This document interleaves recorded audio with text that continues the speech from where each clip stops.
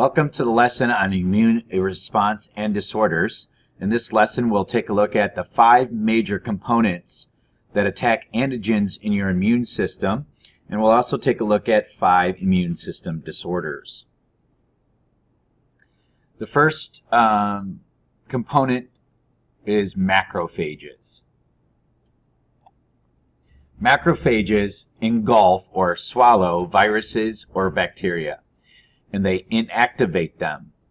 They then display pieces of them on their surfaces, serving as mugshots, so to speak, of the virus or bacteria, so that other macrophages can recognize them. The second component are called helper T cells. Helper T cells lock onto viral proteins and form a memory of them.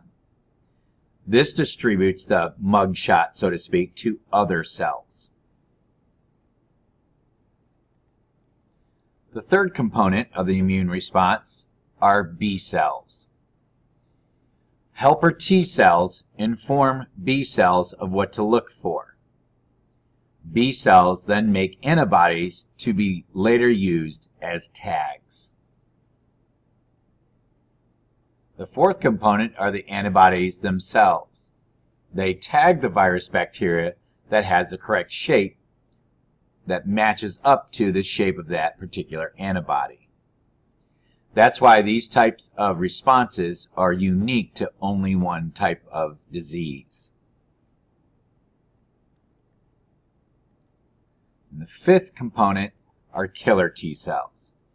Killer T cells destroy anything that has been tagged. This is a diagram that does a nice job explaining the entire process. And for a clarification on this process, I would encourage you to go back to our video from yesterday in the second part, which does a nice job of explaining the process from helper T cells all the way to killer T cells. All right, let's take a look at 5 disorders of the immune system. We'll start with autoimmune disease, and this means that the body is attacking itself.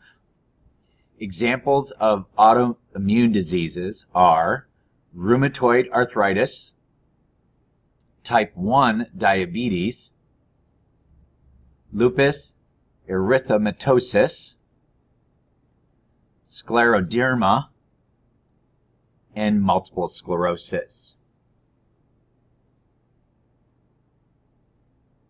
Number 2, allergies. Allergies are an immune reaction to a harmless antigen. For example, pollen. Pollen is a harmless antigen. Pollen is not going to attack your body and try to destroy you. But some people have an immune reaction to pollen, and this is called an allergy. Of course, we fight these with histamines.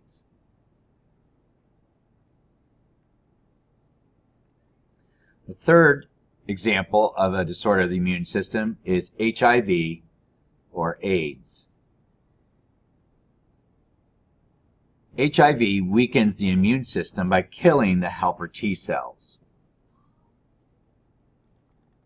The fourth disorder we're going to take a look at is called Rh Incompatibility Syndrome. This happens if the mom's Rh factor is negative and the baby's Rh is positive. The mom's body will initiate an immune response that will attack and kill the baby cells and is fatal for the fetus. This does not happen the other way around because the baby's immune system is not developed enough to attack the mom's blood. In this scenario, the mom needs to get a shot in order for her immune system to not attack her fetus. So it is treatable. The last disorder we're going to take a look at is Graft-versus-Host Disease. This would be any time that we get a transplant or anything like that. A common complication of allogeneic bone marrow transplantation, in which functional immune cells in the transplanted marrow recognize the recipient as foreign and mount an immunologic attack on that individual. It can also take place in a blood transfusion under certain circumstances. Okay, and of course, in this particular case, that bone marrow transplant would be rejected. All right, that'll do it for our last lesson of the course. More to come as we do some problem sets and discussion during review on the immune system.